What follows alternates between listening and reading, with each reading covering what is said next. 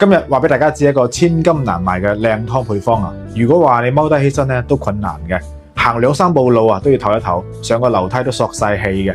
今日咧我教你一個靚湯配方，佢係我哋嶺南人代代相傳嘅智慧啊！但係你千祈唔好飲太多啊，我驚你行路都帶風啊！呢個湯咧真係要收藏起身啊，多啲煲嚟飲。你記得點翻嘅小紅心同埋大拇指，翻到屋企慢慢學啊！首先準備一隻新鮮嘅豬腳，凍水落鑊。加薑蔥、料酒、飛飛水，水滾之後撈出啲好腥嘅浮泡，然後咧就撈起身煮入砂煲度，再加入雞血藤、海風藤同埋桂枝。呢個咧係古籍記載嘅湯方啊，老祖宗稱之為雙藤湯，三者合用，對啲手腳腳都好有用嘅。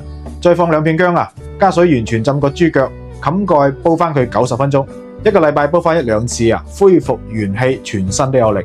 為咗方便大家都唔使咁辛苦去搭配啲食材啊。我幫大家準備好呢款雙藤湯料包啦，入邊全部幫你搭配好晒噶啦。